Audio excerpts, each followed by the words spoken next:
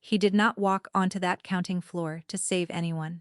He came to sign the merger that would fold two dynasties into one, and Marinostro was only the woman who kept his ledgers straight. Then he watched Rasmus Kessler slide a hand around the back of her neck, watched her go rigid, the way prey goes rigid, and something inside Emmerich Sartor went cold and very quiet. He did not shout. He crossed the room and said one low sentence into the other man's ear. By midnight, the engagement was ash, and the war he had spent a year avoiding had already begun. The private dining room at the top of the Varga Tower had been built to make other men feel small. The ceilings climbed too high. The windows ran from the floor to a black sky, holding the reflection of the harbor lights far below like coins dropped into deep water, and the only sound in the room was the soft clink of a single fork against imported porcelain. Emmerich Sartor sat at the head of a table long enough to seat 20, occupied by two. He had not touched his food. He rarely did in this building. Eating in a Varga room felt like accepting a favor, and he had spent his whole life refusing favors from people who smiled while they counted your teeth. Across from him, Audley Varga read a seating chart off the glowing face of a tablet, her voice smooth and unhurried, the voice of a woman who had never once been told no and did not expect to start tonight. "The bishop sits beside my father," she said, not looking up. "Your cousins go at the far end, near the service doors. If they intend to drink, and they always intend to drink, I want them within reach of an exit." She turned the tablet a careful degree, studying the arrangement as if it were a battle map, which, in a sense, it was. "Whatever you prefer," Emmerich said. His voice was flat and even, the tone of a man reading terms, rather than sharing a life. It was the truth. He did not care where the bishop sat. He did not care about the flowers, or the string quartet flown in from another country, or the color the napkins had to be folded into. He cared about the ports. That was the whole of it. The union of the Sartre family and the Varga family was not a marriage. It was a transaction, wearing a white dress, a treaty that would braid his shipping terminals to their banks and make both houses too large to be moved against. He did not love Audley. She did not love him. They understood each other with perfect clarity, and that clarity was supposed to be the thing that made it safe. She set the tablet down at last and looked at him, her dark eyes moving across his face the way an appraiser's eyes move across a painting, checking for cracks in the varnish. "You look tired, Emmerich," she said. It was not concern. It was inventory. "I need you rested for the signing." "My father does not extend patience to men who look uncertain." "I am not uncertain," Emmerich said. "I am bored." It was as close to honesty as the room allowed. Audley's mouth curved into something that was almost a smile and did not reach the rest of her. "My father asked whether your books were in order," she said lightly, as if the question cost her nothing. He would hate to fold his money into a house that could not account for its own.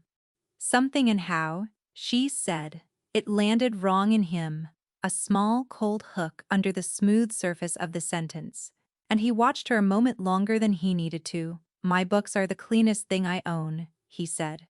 "Tell your father to worry about his own arithmetic." She laughed, a small laugh at that, pleased, and he did not understand until much later that he had told her exactly where to send the knife. She rose, smoothing a dress that had cost more than the men on his docks earned in a year, and crossed to the window to stand with her back to him, watching the harbor she believed she was about to inherit. 3 days, she said to the glass. 3 days, and the terminal's answer to both our names. Try to enjoy it. Men would kill to stand where you stand." Emmerich looked at the back of her pale neck, and thought that men had already killed to stand where he stood, and that none of them were smiling. Now he said nothing. He pushed back his chair, the legs whispering against the stone floor, and told her he had business at the terminals before the signing. She did not turn around. She lifted one hand in a small dismissive wave, the gesture of a woman shooing a thought she had already finished with, and went on studying the lights.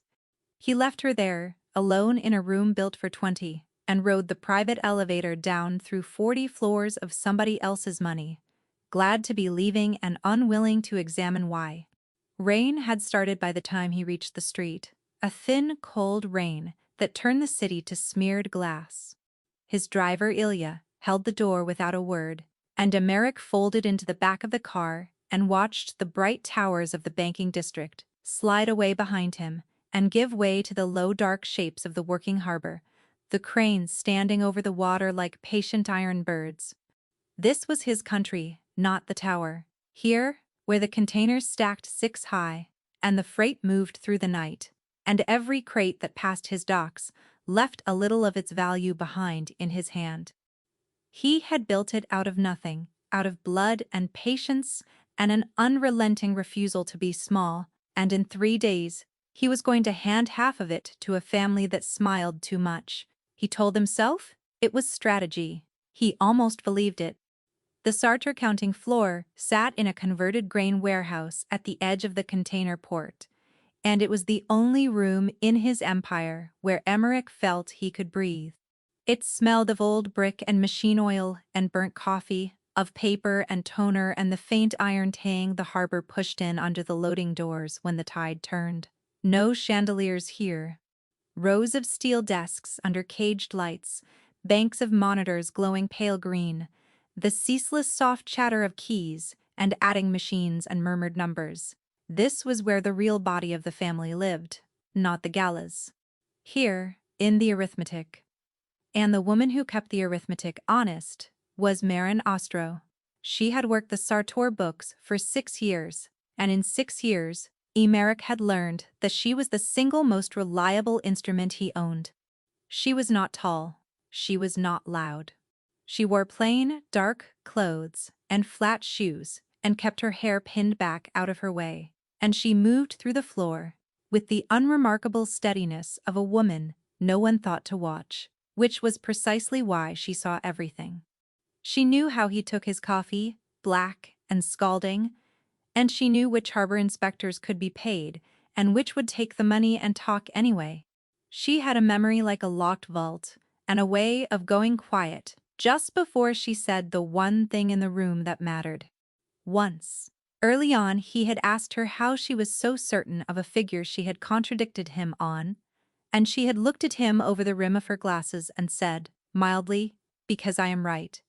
And you are the only man on this floor who can afford to hear it." He had laughed, which he almost never did, and after that he had stopped checking her math.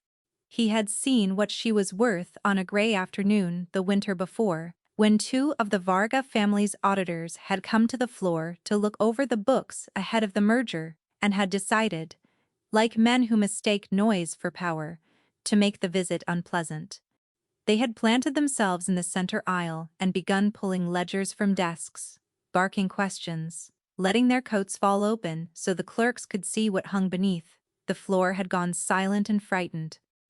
And Marin had simply picked up a stack of files, walked straight into the space between the 2 large men, as though they were furniture, and set a single sheet of paper down on the desk in front of the louder one.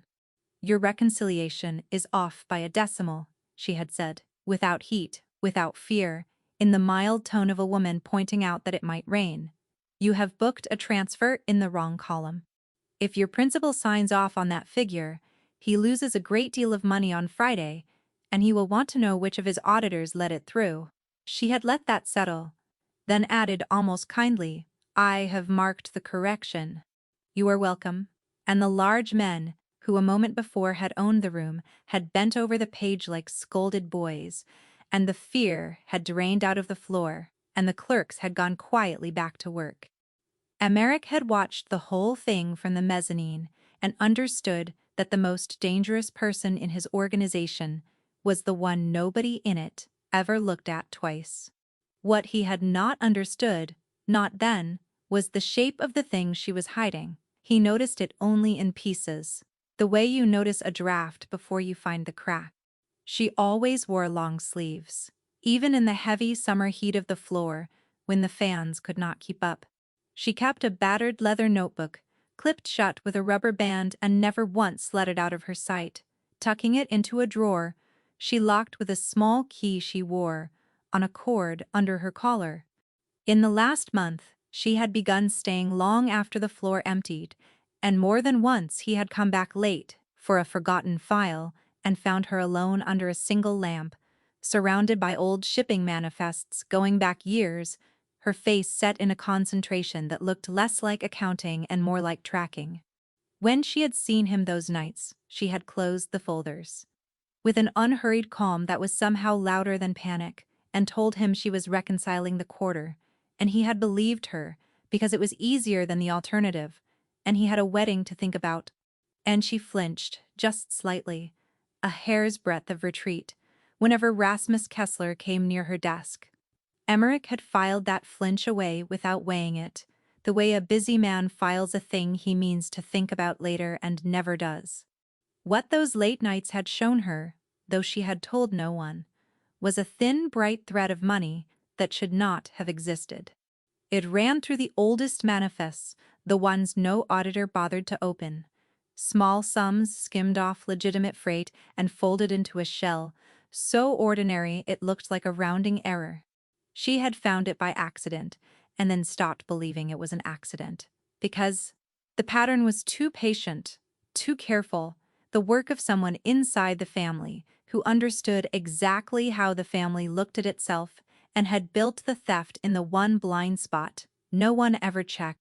She could not take it to Emmerich. Not yet. The trail bent toward the merger, toward names close enough to the top that an accusation without ironclad proof would look like a frightened clerk trying to sink a wedding she had no business touching.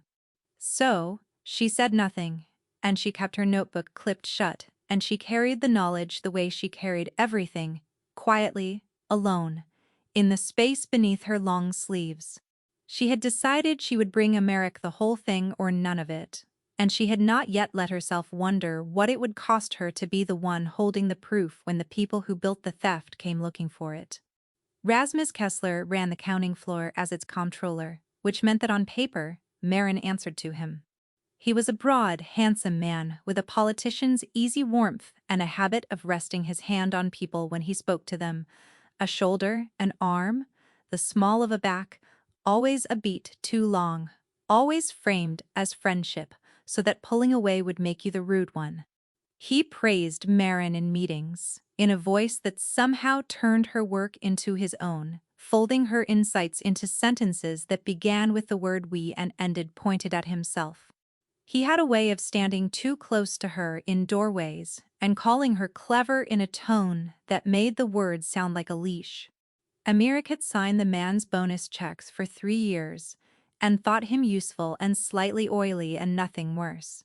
He was wrong about that, and he was about to learn exactly how wrong, because as he came through the loading door out of the wet dark and onto his own quiet floor that night, shaking the rain from his coat, he looked up across the rows of pale green monitors and saw Rasmus Kessler leave his office, cross the aisle with the unhurried ownership of a man who believed the room was already his, and stop behind Marin Ostro's chair.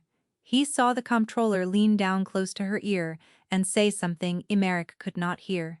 He saw Marin stop typing, her hands going still on the keys, her shoulders drawing in toward some small private center of herself. And he saw the man's hand rise, slow and certain, toward the bare back of her bent neck. Emmerich did not remember crossing the floor. One moment he was in the doorway with the rain still running off his coat, and the next he was moving down the center aisle between the desks, unhurried on the outside, and gone very still on the inside, the way the harbor went still in the flat, minute before a storm turned.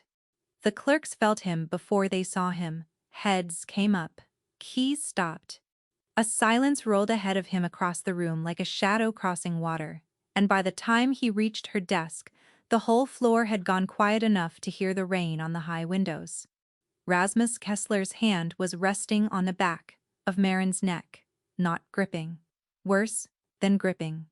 It lay there with the lazy confidence of a man who believed he had every right to it, his thumb moving in a slow line along the edge of her collar, and Marin sat beneath it, with her spine straight and her hands frozen over the keys and her face turned to a careful blankness that Emmerich would think about for a long time afterward.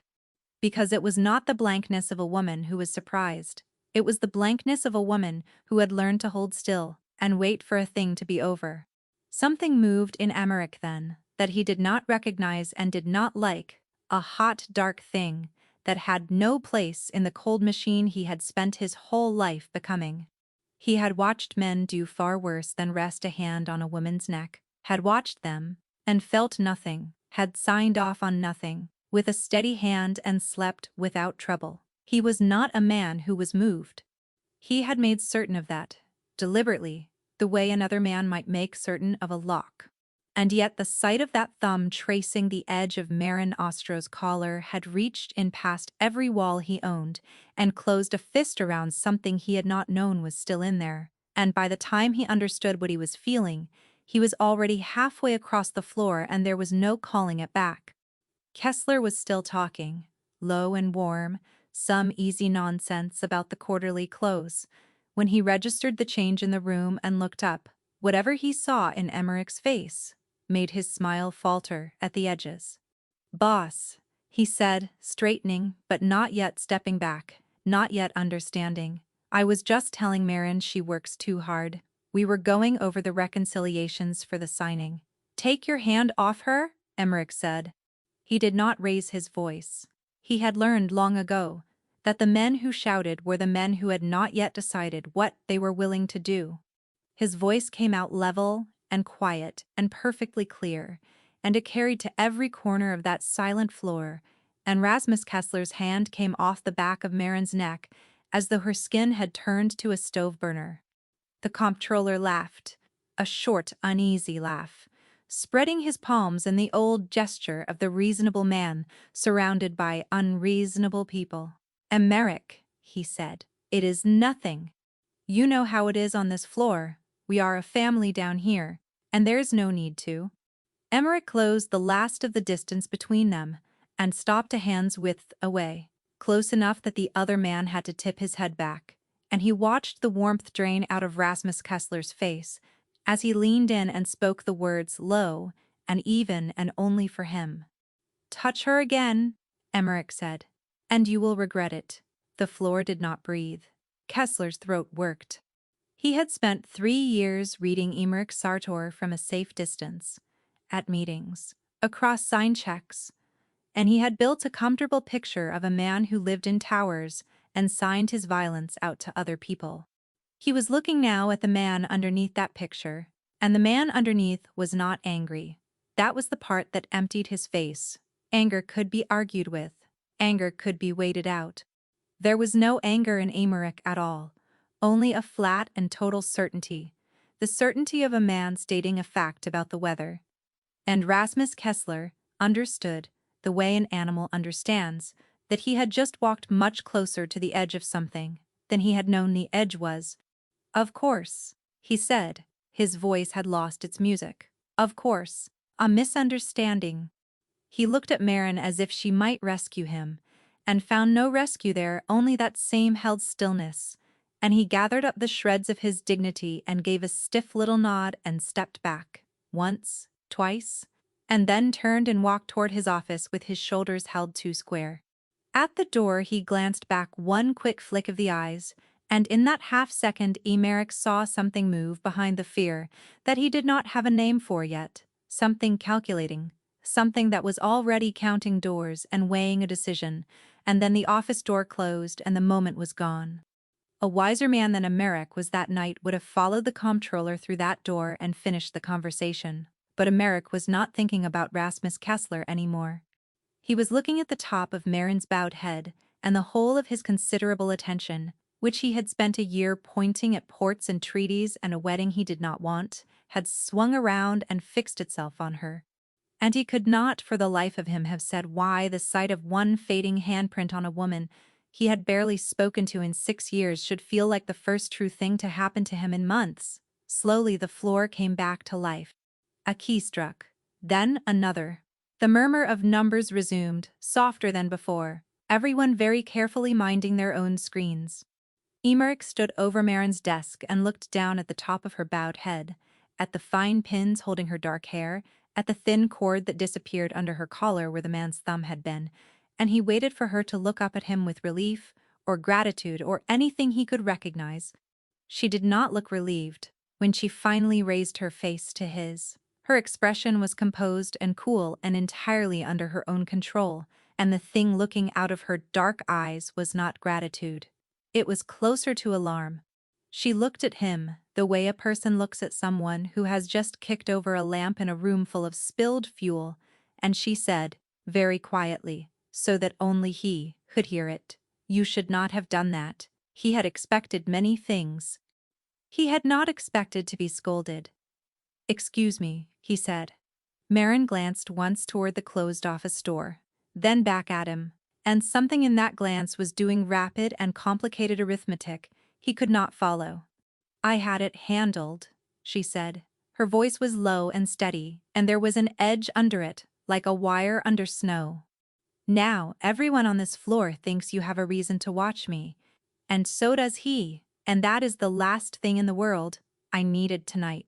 She turned back to her screen and began with hands that were not quite steady to close the windows, one by one. "Thank you," she added, in a tone that made the words mean the exact opposite. "Please, go back to your tower."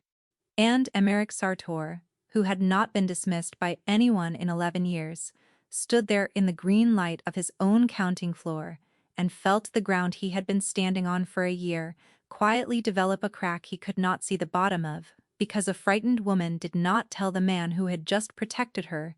A frightened woman said thank you and meant it.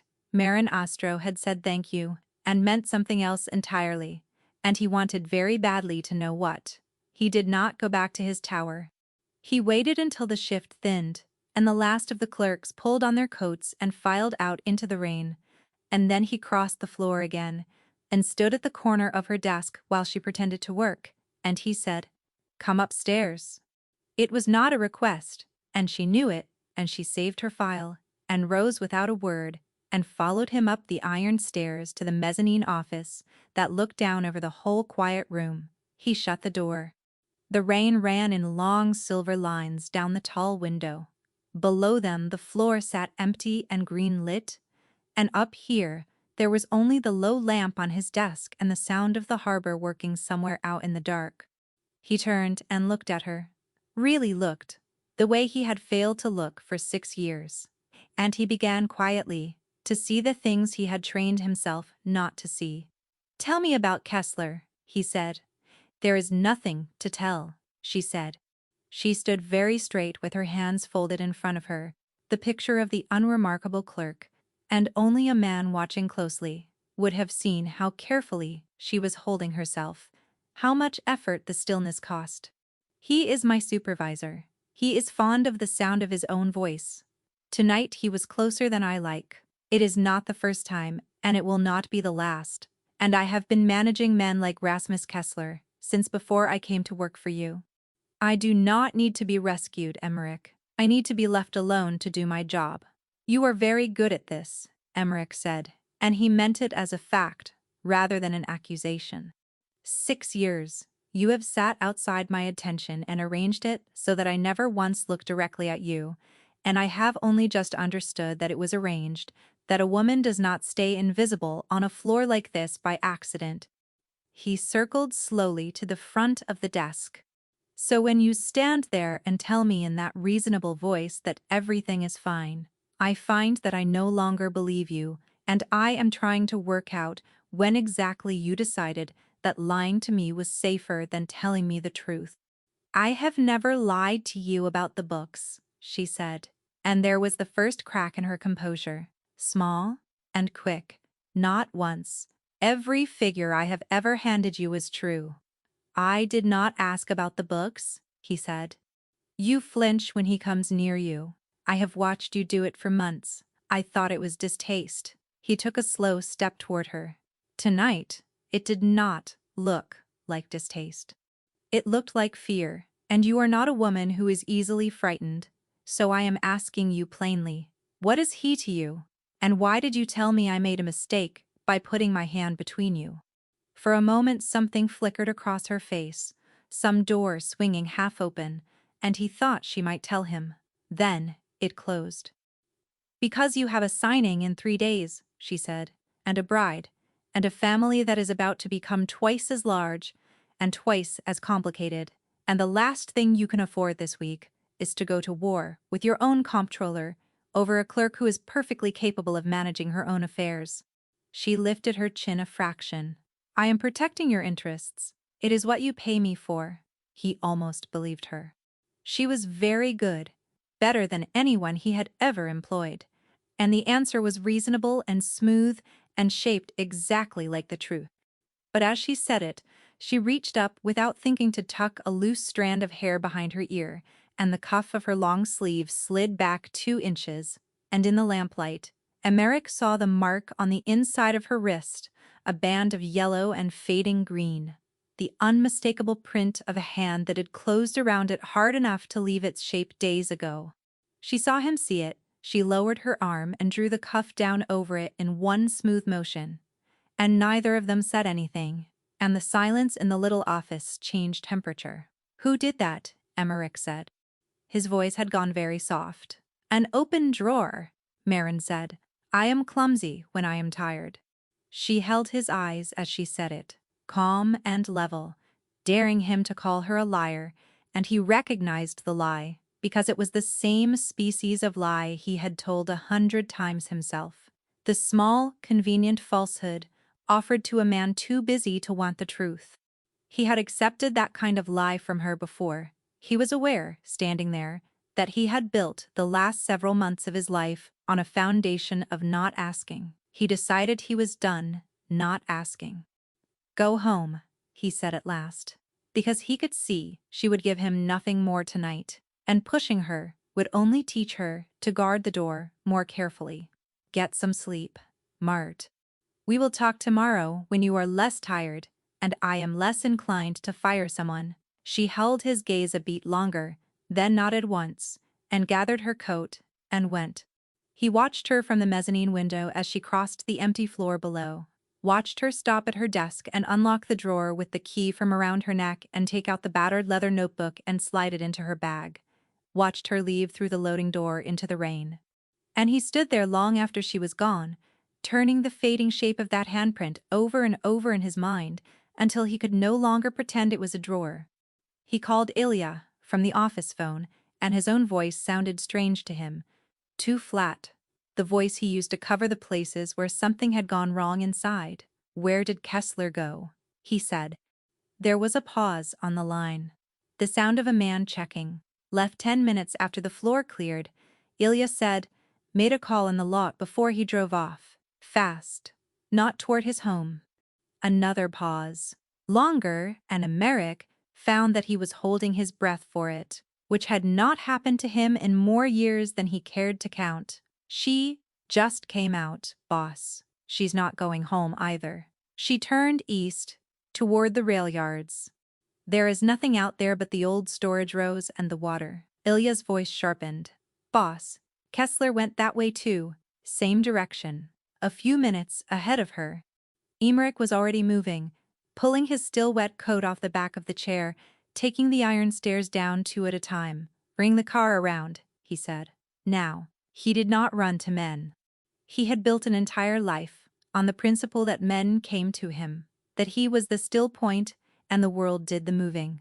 And it unsettled him more than he wanted to admit how quickly that principle had come apart. How easily the thought of Rasmus Kessler in the dark, a few minutes ahead of Marin Ostro, had turned him from a man who waited into a man who ran. The rail yard sat at the eastern edge of the district, where the city gave up and the land went to weeds and rust, rows of corrugated storage units, standing in the dark like the teeth of a broken comb.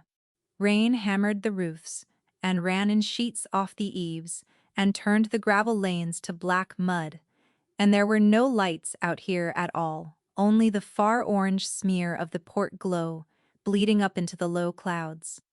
The car crept the last stretch with its headlights dead, and Emmerich sat forward against the seat with his jaw locked and watched the dark rows slide past, and told himself a dozen reasonable things. That she was fine. That she had gone out here for 100 harmless reasons. That a woman that careful did not walk into trouble. He did not believe any of them. His body had already decided what it thought, and it had gone cold and ready in the way it went before violence. And some distant part of him noted with something close to alarm how much he suddenly had to lose. He found the unit by the light leaking out from under its door. One of the roll-down doors, near the end of the row, stood a hand's width up from the ground, and inside a single bulb burned, and across the mud in front of it, Emeric read the story before he reached it, the way he read everything, fast and complete and without wanting to. A man's shoe print, deep, driven in hard, the print of someone who had planted his weight to do something with his hands, a dropped flashlight, still lit, half sunk in a puddle, and pointing at nothing. And a long dragged smear through the wet gravel toward the door, the mark of a body that had pulled itself along the ground because it could not yet stand. His pulse, which almost nothing could move, kicked hard against his throat. He crossed the last of the distance in 3 strides, and hauled the door up on its screaming track, and stepped inside. And the thing he had spent his whole life keeping out of his chest came in all at once. The unit was not a storage locker, it was a room she had built in secret, and standing in it Emeric understood in a single sweep of the eyes exactly how badly he had misjudged the quiet woman who brought him his coffee.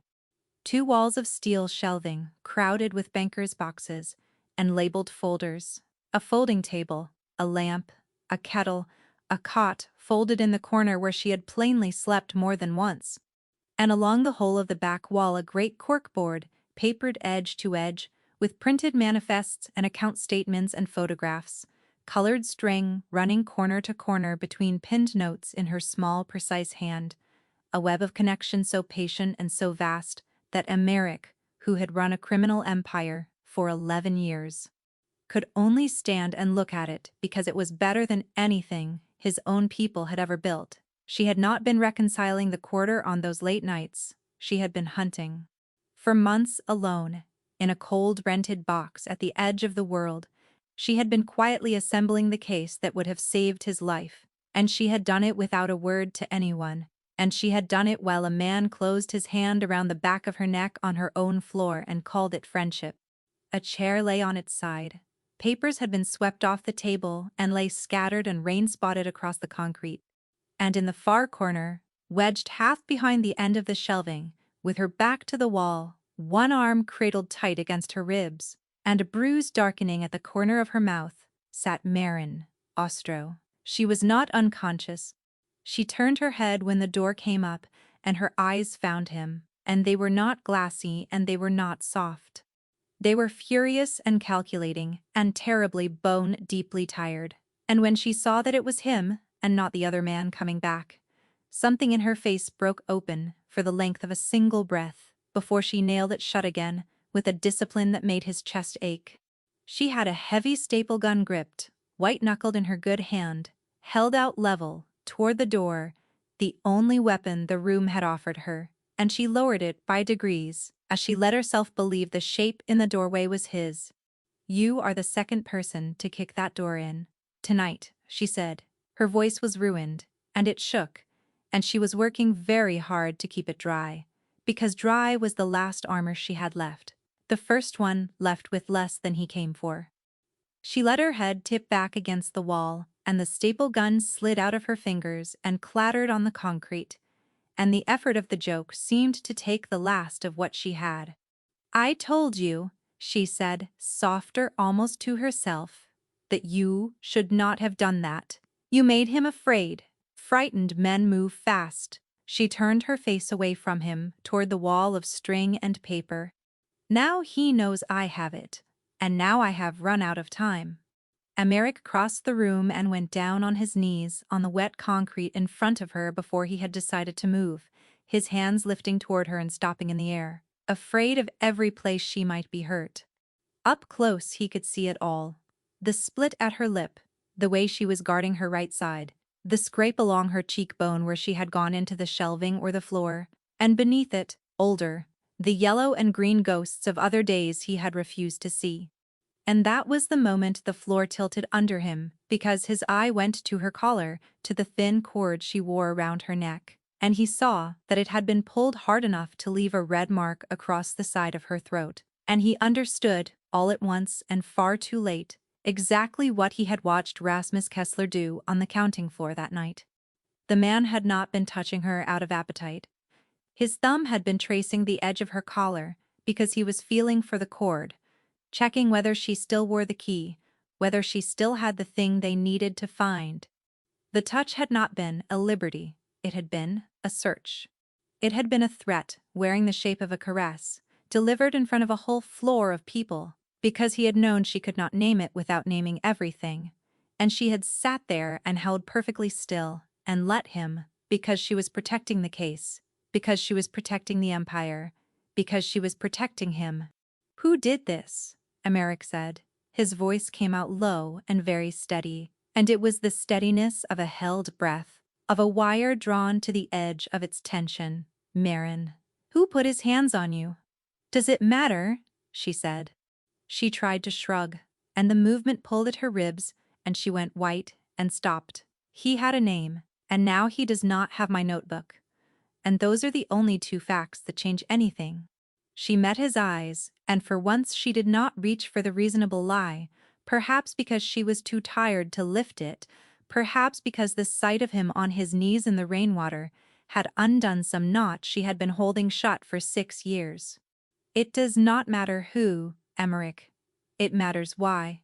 She lifted her chin toward the corkboard, toward the whole patient architecture of the thing she had built alone. "Somebody has been stealing from you for 2 years. Bleeding you, slow and careful, through the oldest freight, in the one blind spot no one on your floor was ever going to check. Kessler moves the money, but Kessler is not the mind. He does not have the reach and he does not have the nerve. The mind is somewhere over his head, somewhere close enough to the top, that when I first saw the shape of it, I sat in this room and did not sleep for 2 nights, because I realized I could not bring it to you." She swallowed, and the next words came out quiet and stripped of everything but the truth. "If I had walked into your office with half a case and told you that someone at the very top of your house was selling you to the Vargas, and that in 3 days you were going to sign your ports over and hand them the last thing they needed to finish it, you would not have believed me. You would have thought I was a frightened clerk trying to sink a wedding that was none of my business. So I said nothing. I built the whole thing instead. I decided I would bring you all of it, or none of it." She let her head fall back against the wall and closed her eyes, and a single line of exhaustion loosened at last in her face. "I was 3 days from finishing," she said. "He was 3 days from finishing, too. One of us was always going to run out of time first." Emmerich knelt there in the cold and the wet and the wreck of the room she had built, and looked at the woman who had bled to keep him breathing while he argued with the bride about seating charts, and felt the entire ordered structure of his life go quietly and completely to pieces around him. He did not speak for a moment, because he did not trust what would come out. Then he shrugged out of his soaked coat and eased it around her shoulders, careful of her ribs, and when she started to protest, he said, very low, "Be quiet, Marin, just for a minute." And, to his surprise, she was. He looked at the corkboard one more time, at the name he could not yet see, but could already feel waiting for him at the center of that web like a spider, and he made himself ask the question he did not want the answer to. "The mind," he said. "The one over Kessler's head. You know who it is." Marin opened her eyes and looked at him, and there was pity in her face now. Real pity, the kind you feel for someone about to be hurt, in a way that cannot be prevented. And it was the most frightening thing he had seen all night. "Yes," she said, "I know who it is. And so will you. The second I show you. That is the part I have been dreading." She reached up with her good hand and closed her fingers weakly around the edge of his coat, holding it to herself, and lowered her voice as though the walls themselves were listening. "It is not a stranger, Emmerich. It is not the Vargas reaching in from outside. They did not have to reach in. Somebody already inside your own blood opened the door and invited them. She would not let him carry her to the board." Marin Ostro had been carried out of one thing already that night, by the man who hurt her, and she had reached the very end of what she would allow to be done to her without her leave. So she took the forearm Emmerich offered and pulled herself upright by it, one hand pressed flat to her ribs, and she crossed the little concrete room on her own 2 feet, slow and stubborn and refusing to lean, and stood in front of the wall she had built. For a moment, the two of them only looked at it together, the empire laid bare in string and paper. "Start here," she said. She tapped a printed manifest pinned at the top left, her finger not quite steady. 2 years ago.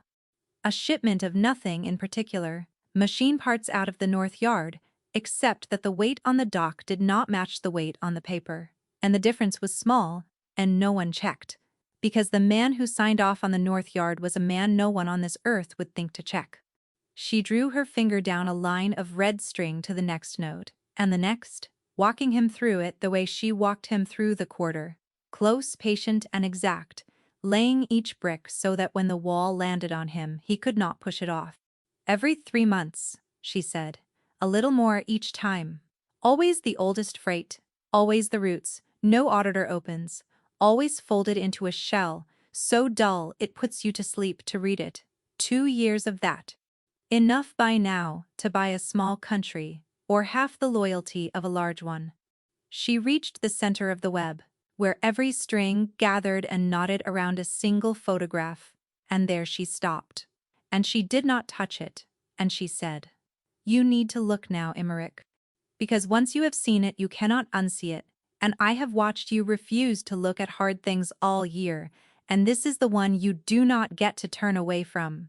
Emmerich looked. The photograph at the center of the web was of his brother, not a stranger, not one of the Varga men with their soft banker's hands. Casimir Sartor looked out of the center of the ruin with the same half-smile he had worn at their father's graveside, the same steady eyes that had watched over Emmerich's whole climb to the top of the house. Casimir, who was older by 9 years, and by a different mother, the son their father had made first and set aside second. Casimir, who had taught Emmerich which men to trust and which to bury, who had stood at his shoulder through 11 years as consigliere and called him little brother, in a voice like warm oil, who had access to every yard and every ledger and every blind spot, because Emmerich himself had handed him the keys, one at a time, out of love. Emmerich stood in the cold storage unit and looked at his brother's face pinned to the wall like a specimen, and felt the last warm thing in his chest quietly freeze solid.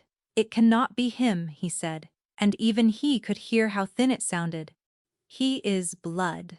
He put his own body between me and a shotgun in the second year. He wept at our father's grave. He was passed over at that grave," Marin said gently, which was somehow worse than if she had said it hard. "Your father put the ring on your hand and not his, the older son, the first son, and Casimir smiled and poured the whiskey, and has been bleeding you for it ever since." She turned from the board to face him. "The Vargas did not reach into your house from outside Emmerich. They did not have to. Your brother opened the door and stood holding it for them. And he has spent 2 years making certain that when they walked through it, the accounts would already be hollow, the yards already mapped, your own guards already on a rotation," he wrote. "The merger was never a merger. It is the last signature on a sale. You sign in 3 days, and then somewhere, quiet and clean, after the cameras leave, Casimir becomes the first son at last, and the Vargas get the ports, and the story they tell afterward will be a tragedy about a young boss who trusted the wrong bride." Emmerich was quiet for a long moment. The rain drummed on the metal roof. When he spoke again his voice had gone very flat and very level, the surface of deep water. "You have known this for months," he said. "You built this whole wall. And you let me go on planning a wedding to the daughter of the man buying my grave." He was not accusing her. He was trying to understand the shape of what she had carried. "Why, Marin? Why take all of it onto yourself? Why not come to me the first night with half of it and let me decide?" "Because you would not have believed half of it," she said. "You would have looked at me the way you are looking at that photograph right now, and told me I was wrong, and then you would have gone to Casimir, because that is what you do. You take the hard thing to your brother, and Casimir would have smiled, and put his warm hand on your shoulder and buried me by morning. She said it without drama, as a person states the weather they have decided to walk out into. Half a case gets the accountant killed, Emmerich. A whole case gets the traitor killed. I made a choice about which of us it was going to be, and I made it a long time ago, and I have never once regretted it. She paused, and something moved behind her eyes, and he understood there was more, and that the more was the part she had truly been dreading. There is one thing left to tell you, she said, and when I have told you, you will understand why it was always going to be me who built this wall, and no one else in the world. Tell me, Emmerich said. My name is not Ostro, she said. Ostro was my mother. My father was a Sartor bookkeeper, a long time ago, before you took the chair, when your father was still alive, and Casimir was already keeping the second set of books. His name was Alexander Radmacher. She watched the name land in Emmerich's face, watched it stir something old and half-remembered, a scandal from the edges of his boyhood. You remember it, she said. I can see that you do. The bookkeeper who stole from the family and was cast out in disgrace and died within the year with his name in the mud, except he did not steal anything, Emmerich. He found a hole in the accounts, the same kind of hole, the exact same hand, and he made the mistake of taking half a case to a man he trusted, and that man made certain the family believed the bookkeeper was the thief. Casimir framed my father the way he is framing your whole house now, because it worked once, and he never forgot how well it worked. I was 14. I have spent my whole life since becoming the one person on earth who could sit outside that man's blind spot and take his hand apart, thread by thread. She lifted her chin, and her voice did not shake now, because this was the oldest and truest thing in her. So no, I did not come to you the first night. I came to you 6 years ago, under my mother's name, to finish what my father started. Saving you, Emmerich, was something that happened along the way. The silence in the little concrete room was total. Emmerich Sartor looked at the woman in front of him, the plain, quiet clerk he had failed to see for 6 years, and understood that she was not plain and had never been quiet, that she was the most patient act of will he had ever encountered, a person who had held a single purpose in both hands without setting it down for 14 years, and that she had folded the saving of his life into that purpose, almost as an afterthought.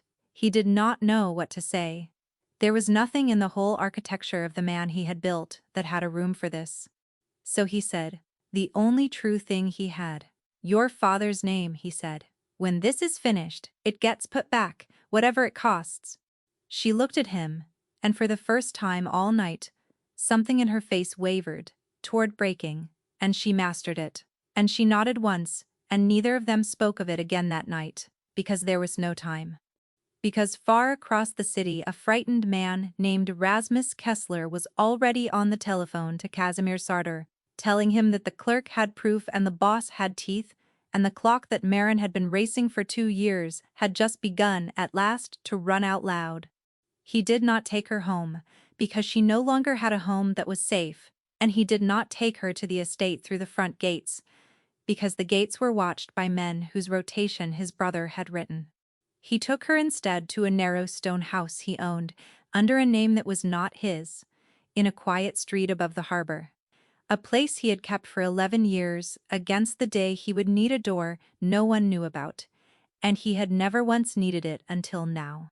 Ilya drove them the long way with the lights low, watching the mirrors, and Marin sat wrapped in Emmerich's coat with her eyes half closed and her ribs held carefully still. And neither man spoke, and the rain at last began to thin, and away to the east the black sky had already begun to go the faintest gray. The day of the signing, one turn of the clock, closer. Dr. Farrow was waiting when they arrived, a lean gray woman, with a surgeon's calm and no curiosity at all about how her patients came to need her, which was the quality that had kept her on Emmerich's private call for a decade. She took one look at Marin and cleared the small back bedroom and closed the door on Emmerich's face when he tried to follow, and told him through it that he could be useful by boiling water, or he could be useful by staying out of her light. Emmerich stood in the narrow hall and did neither. He leaned his shoulders against the cold plaster wall and listened to the low murmur of the doctor's voice, and the smaller sounds of Marin refusing to admit where it hurt, and he found that his hands, which did not shake, were not entirely steady, and he put them in his pockets so that no one would see. When Pharaoh came out at last, she pulled the door quietly shut behind her. 2 cracked ribs, not broken, she said. Bruising to the kidney that I will want to watch. A sprain to the wrist that is older than tonight, a week old at least, which she did not mention to me, and which you should ask her about when she is less inclined to lie. The cut on her mouth I have closed. She has been running on almost nothing for a long time, Emmerich. Longer than tonight. The way people run when they have decided their own body is the least important thing they are carrying. Pharaoh fixed him with a flat gray eye. She needs rest, and food, and to be somewhere she is not afraid. I can give her the first 2. The third is your department, and from the look of you, you have only just realized it is a department you have. He went in when the doctor had gone. The room was small and warm, a single lamp burning low, and Marin lay propped against the pillows in a clean shirt too big for her, her wrist wrapped, her color a little better, her eyes open and tracking him as he came in and sat on the hard chair beside the bed. For a while neither of them said anything. Outside the last of the rain ticked off the eaves. You are hovering, she said finally. You have been hovering since the storage unit. It is unnerving. You are supposed to be the frightening one. I am the frightening one, Emmerich said. You are sitting on a wooden chair watching me breathe as though I might stop if you look away, she said. It is very difficult to be frightened of a man doing that. But there was no edge in it, only something worn soft with exhaustion, and when he leaned forward and without asking, drew the blanket up over her bandaged wrist where it had slipped, she let him, and she watched his hands do it, and something in the watching was not dry at all. His telephone rang, then the private one, and the name on the screen was Ottilie Varga, and he felt Marin go still beside him. He looked at the name for a moment. Then he answered it, and he made his voice into the voice from before, the bored and even voice of a man 3 days from a wedding he did not want, because the whole of the next 2 days depended on his brother, believing that Emmerich Sartor still saw nothing. Ottilie asked about the signing. He said the signing was on. She said her father was pleased, and that Casimir had been by the tower that evening, so warm, so helpful, such a comfort in a stressful week. Emmerich looked at Marin while his brother's name went by in his fiancée's mouth, and he said that yes, his brother was a great comfort, and that he was looking forward to the signing more than he could say. He hung up. He set the telephone face down on the bedside table. And that was the moment, quiet and without ceremony, that Emmerich Sartor passed the point from which there was no returning, because a man who lets the trap stay set has already decided to spring it, and everything after that is only the walking toward the door. They know you have proof, he said to her. Kessler will have told him. So, my brother knows that I might know, but he does not know how much, and he cannot know, or he runs, and I will not spend the next 10 years hunting him across other men's countries. He looked at her. I am going to let the signing happen. I am going to walk into that room on the morning of the signing and sit down across from Dominic Varga and pick up the pen, and I am going to let my brother stand at my shoulder the way he has stood there for 11 years. And I am going to let all of them believe, right up until the last possible moment, that the young boss trusted the wrong people. And then I am going to show them what the wrong people looks like from the inside. Marin was quiet, her mind already moving through the problem the way it moved through a ledger, fast and silent and sure. It can work, she said slowly. But only if the trap is built out of the one thing he cannot see, and the one thing he cannot see is me. He has spent 2 years certain that no one on that floor could read him. He has to walk into that room still certain of it. She pushed herself up straighter against the pillows, wincing and her mind already 3 moves ahead of her body. I know where the second set of books lives, Emmerich. I know the account. I know the shell. I know the exact transfer that puts the ports in Varga hands the instant you sign. And I know how to freeze it in front of everyone with a phone and 90 seconds. She met his eyes. You do not just need to survive that room. You need every person in it to watch your brother's theft undo itself in real time, or he walks away a wronged man and you a paranoid one. Let me build the trap. It is the one thing in the world I am better at than you. No, Emmerich said. She stared at him. Excuse me, she said, in exactly the tone he had used on her 2 nights before, and under any other circumstances he might have smiled. You have 2 cracked ribs and a bruised kidney and a doctor who used the word rest 4 times, he said. You are going to stay in this house, behind a door no one knows about, with Ilya on the other side of it, and you are going to heal, and I am going to end this. He said it as a decision, as he had ended 1,000 arguments, and he watched it fail completely, because Marin Ostro had never once in 6 years done a thing, simply because he had decided it. She was silent for a moment. Then she said, and there was nothing sharp in it at all, which was what made it land, you are about to make the same mistake he made. She let that sit. You are about to decide that the safest thing to do with me is to put me in a locked room and keep me out of the way, because you have looked at me and seen something breakable and you want to protect it. Rasmus Kessler looked at me and saw something breakable, too. So did the men who ruined my father. Every single person who has ever underestimated me has started in exactly this spot, deciding that the kindest thing was to handle me. She held his gaze, and her voice did not rise. I have spent my whole life being the thing in the room that no one thought they had to account for. It is the only power I have ever had. Do not take it from me now and call it care. She eased back against the pillows, spent. I did not give 14 years of my life to this, to watch it get sprung from a bed. Let me finish it, please. She said the last word, the way a person sets down something heavy they have carried too far, and it stopped him exactly as she had known it would, because he had already learned that Marin Ostro did not beg, and a woman who does not beg has bought the word please at a price, and only a fool refuses to honor the purchase. Emmerich looked at her for a long time. Then he reached out and very carefully closed his hand around her uninjured wrist, not gripping, only resting there, the exact place another man had left a bruise, as though he could cover the old mark with a better one. All right, he said.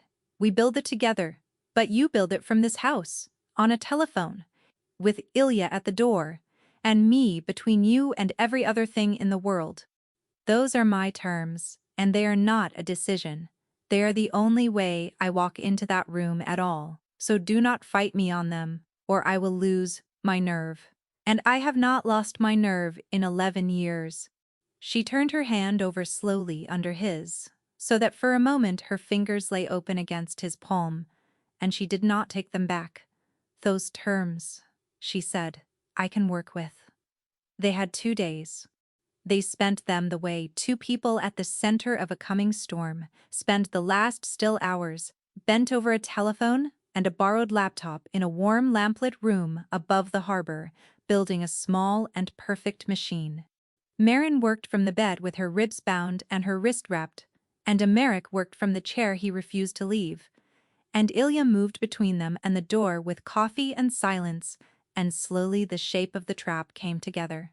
She showed him the account, she showed him the transfer, the single instruction that would fire the instant the signing hit the ledger, sweeping his ports into a Varga shell before the ink was dry. She showed him the seam in it, the 90-second window, where the instructions sat exposed between the signature and the settlement. And she showed him how, in that window, with a code she had spent 2 years earning her way toward, she could reach in and turn the theft inside out, so that every eye watching the screens in that room would see the port snap back and the Varga account bleed empty, and the whole beautiful machine of Casimir's patience run backward in front of the man who built it. He worked, meanwhile, on the room itself. Which of his men his brother had turned, and which had merely been reassigned, where Kessler would stand. How many of the Varga guns would be in the building, and how many outside it, and by what doors, and in what order they would need to stop being a problem. He did the cold arithmetic of the things slowly and without feeling, and only Marin, watching him from the bed, could see what it cost, the way his jaw set when he wrote his brother's name at the top of a list of men whose reign was going to end in that room. Once, late on the second night, he stopped writing and sat very still, and she watched him from across the small room and did not offer him anything soft because she knew he would not want it, and instead she said, "He made the choice, Emmerich. A long time ago, at a grave, with a smile on his face. You are not doing this to him. You are only the last person to find out what he already was." He looked up at her, and something in his face eased, not much, but enough, and he went back to the list, and she went back to the machine, and the harbor worked on in the dark below them. On the morning of the signing, the rain finally broke. Emmerich stood at the narrow window in a charcoal suit with the light coming hard and clean off the water, for the first time in a week, and behind him, Marin sat propped in the bed with a laptop open across her knees, and the telephone at her elbow, and a color in her face that was almost health. He turned from the window and looked at her, and for a moment neither of them reached for anything dry to say. "If it goes wrong in that room," she said finally, "you do not wait for me. You do not come back here to be noble. You put Ilya on the road and you disappear, and you let me finish freezing the account from this bed, because a live boss in exile can take his house back in a year, and a dead one cannot, and I did not spend 2 years keeping you breathing to watch you die being romantic." Her voice was steady and level, and only a person who knew her very well would have heard the thin, bright wire of fear running underneath it. "It is not going to go wrong," Emmerich said. "You do not know that." "No," he agreed. "I do not."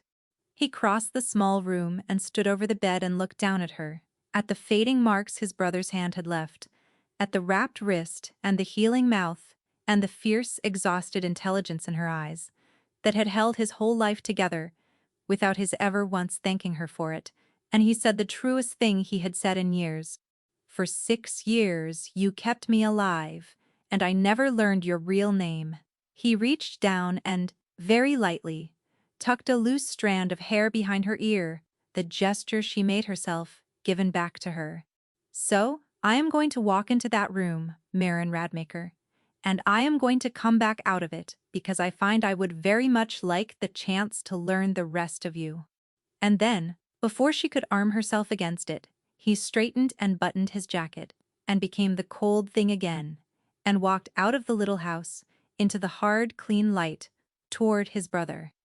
The signing was held in the glass room at the top of the Varga Tower, the same room where a lifetime ago Ottilie had told him men would kill to stand where he stood. Now the long table wore a green leather folder and 2 heavy pens and the flags of 2 houses about to become one, and around it stood the pieces of the trap, each certain it was standing somewhere else. Dominic Varga sat at the far end, silver and smiling, a banker who had never in his life had to do his own violence and did not intend to start. Ottilie sat at his right hand, cool and lovely, and already spending the ports in her mind. And at Emmerich's own shoulder, warm and steady and smiling his half-smile, stood Casimir Sartor, first son, consigliere, brother, with Rasmus Kessler hovering near the wall behind him like a man who had recently learned what fear was and had not slept since. Emmerich sat. He drew the green folder toward him. He unscrewed the heavy pen with an unhurried hand, and he let his eyes travel once around the room, slow and bored, the young boss who saw nothing, and he felt his brother relax by half a degree at his shoulder, and it was the relaxing that nearly undid him, the ease of the man, the total comfort of the animal that believes it has already won. Emmerich set the nib to the line, and then he stopped and he set the pen down gently on the green leather and into the expectant hush of that beautiful glass room. he said, without heat, without hurry, in a voice that carried to every corner, exactly as it had carried across the counting floor. I would like, before I sign, to correct an error in the accounts. The room did not understand yet. Dominic Varga's smile held, but Emmerich was not watching Dominic. He was watching his brother, and he saw the exact half-second in which Casimir Sartor understood, saw the ease go out of the man like water out of a cracked glass, and in that half-second, Emmerich took out his telephone and set it face up on the table. And across the city, in a warm lamplit room, a woman with 2 cracked ribs typed a single line and pressed a key. The screens on the glass wall, which had been waiting to show the transfer of the ports into the new joined house, flickered. And then, in front of Dominic Varga, in front of Ottilie, in front of every gun in the room, the numbers began to run backward. The ports snapped out of the Varga shell and back into Sartor hands. The account that had been swelling for 2 years on the slow blood of Emmerich's freight opened at the bottom like a cut sack and began, in real time, in figures a yard high on the glass, to empty. And every person in that room who understood money, which was every person in that room, watched 2 years of Casimir Sartor's patient theft undo itself in 90 silent seconds, and turned, one by one, to look at the man standing at Emmerich's shoulder. You always did the same thing, Emmerich said, still seated, still not raising his voice, while his men came in through the doors he had known about and the Varga guns discovered the ones they had not. You found a hole in the accounts, and then you found an honest man to hang it on. A bookkeeper once a long time ago. My whole house this week.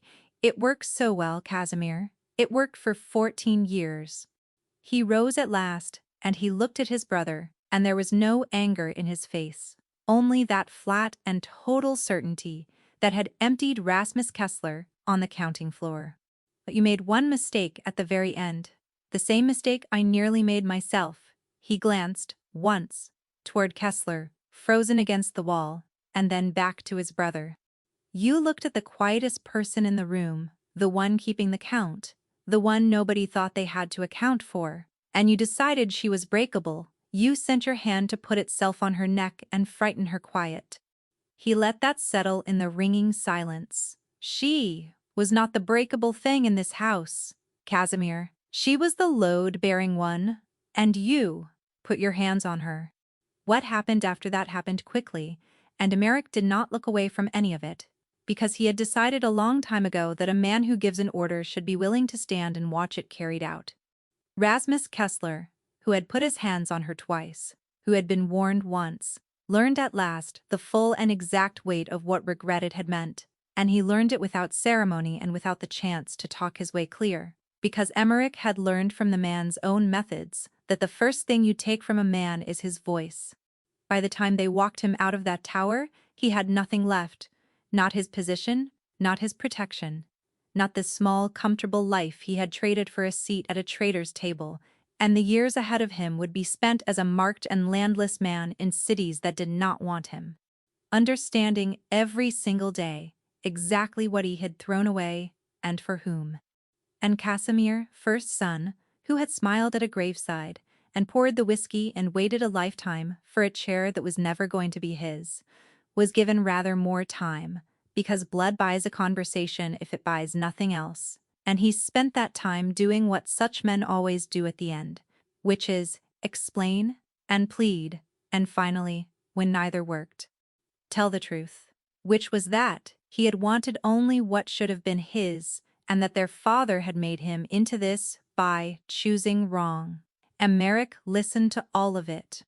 Then he told his brother that their father had not chosen wrong, and that the proof of it was that Emmerich was the one still standing. And then he did the coldest thing he had ever done, which was to let his brother live. He stripped the name Sartor from him in front of every witness in that glass room. He took the family and the fortune and the future the man had bled 2 years to steal, and he had him carried out of the city under a standing order that he was never to set foot inside its limits again. A man with no house, no name, and nothing left in all the world to betray. For someone who had wanted, above every other thing, to be first, It was the one sentence, crueler than mercy, and heavier than any grave. And both brothers knew it. And when it was finished, the glass room at the top of the Varga Tower belonged, in every way that would ever matter again, to Emmerich. He turned last to Dominic Varga, who had not moved, whose banker's hands were flat on the green leather and whose silver smile was entirely gone. Emmerich buttoned his jacket. "Your loan is called," he said, "all of it, at once, this morning." He nodded toward the screens where the emptied account still hung in figures a yard high. "You lent my brother 2 years and a great deal of trust, and the collateral was my house, and the collateral is no longer available. You will fly home to your bank today. You will move no product through my ports, you will send no more soft-handed men to touch my people, and you will explain to your partners that the Sartor account is closed." He leaned down, one hand flat on the table, close to the old man's face, and lowered his voice to the register that had emptied accounting floor. "If I find you have opened it again," he said, "I will not send word. I will simply foreclose." Dominic Varga, who had spent his whole life understanding exactly one language, understood this, and he took his daughter by the arm and he left the glass room and the city by nightfall, and the great merger of the houses of Sartor and Varga, which had been 3 days from remaking the harbor, ended instead in a quiet room, with an old man walking out under the hard, clean morning light, carrying nothing he had come for. The narrow stone house above the harbor was full of light when Emmerich came back to it, real light, the low gold light of a clear evening after a week of rain. He stood in the doorway of the small back room for a moment before she saw him, and looked at her, the laptop closed now beside her on the bed. The telephone dark, the whole patient machine finally switched off, and he watched the exact moment she registered that it was him and whole, and that it was over. She did not cry. He had known she would not. She only let out a long breath she seemed to have been holding for 14 years, and the fierce set went out of her shoulders, and she said, in a voice gone rough, "So, did you?" "It is done," he said. "All of it." Marin nodded slowly, and looked down at her wrapped wrist, and then back up at him, and he watched her reach, out of 6 years of habit, for the reasonable and professional thing to say, the thing that would put the desk back between them and make the world orderly again. "There will be a great deal to restructure," she said, and her voice was almost steady. "With the Varga accounts unwound and Casimir's shells to unpick, the family is exposed in 4 places I can think of, and probably a 5th, and the sooner I am back at the floor with the full ledger in front of me, the sooner we can—" "Marin," he said, "I am only saying that the work does not stop, because the—" "Marin, look at me." She stopped. She looked at him, and Emmerich crossed the small, gold-lit room and sat on the edge of the bed, close and did not reach for her yet, and said the thing he had walked into a room full of guns to earn the right to say. "You are not going back to a desk on that floor, not because you cannot do the work. Because I have watched, for 6 years, the single most capable person in my entire house make herself small enough to sit outside my door, and I understand now that it was a disguise you wore, to bury your father's murderer, and the disguise worked, and it is finished, and I will not ask you to put it back on." He reached out then, and took her uninjured hand and turned it over in both of his the way she had let him once before. "Your father's name goes back this week. I have already given the order. Every man who still draws breath in this family is going to know that Alexander Radmacher never stole a thing, that he was an honest man destroyed by a lie, and that his daughter is the reason the house is still standing. That is not a favor, and it is not payment, it is a correction to the accounts. And you taught me that a correction to the accounts is the only honest thing there is." For the first time since he had known her, Marin Ostro, who was Marin Radmacher, had nothing dry to say. Her composure, which had survived 2 years of theft and a night of violence and a wall built alone in a cold room, finally gave, quietly, without spectacle, the way a held breath gives. She turned her hand in his, so their fingers laced, and she looked at the man who had walked into his own brother's trap and turned it inside out and come back to a narrow house above the harbor to give her father his name. And she said, "The only thing left that was true. I stopped doing it for my father a long time ago," she said, very low. "Somewhere in the last year without noticing, I started doing it for you. I did not want to. It was extremely inconvenient." He laughed then, the rare and quiet laugh, the one almost no one living had heard, and he leaned his forehead down against hers and stayed there, not kissing her, only breathing the same air in the gold light. A man who had spent his whole life certain the most dangerous person in any room was the one holding the gun, that it was the one keeping the books. Outside the window, the harbor went on working, the cranes black against a clean sky, and for the first time in 11 years, the man who owned it all sat still and was not counting anything, and did not need to. He warned one man to never touch her again, and by the time the week was out, he had taken his whole life apart at the root and rebuilt it around her, because the quiet woman keeping his ledgers turned out to be the only wall holding the whole thing up. If you love a slow burn, where the overlooked one turns out to hold every card, and a boss who burns it all down the moment he finally sees her, this is the channel for you. Tell me down in the comments, what was the exact moment you knew Emmerich was going to choose her over the Empire? Give this one a like if it wrecked you a little, subscribe for more, and I will see you in the next story.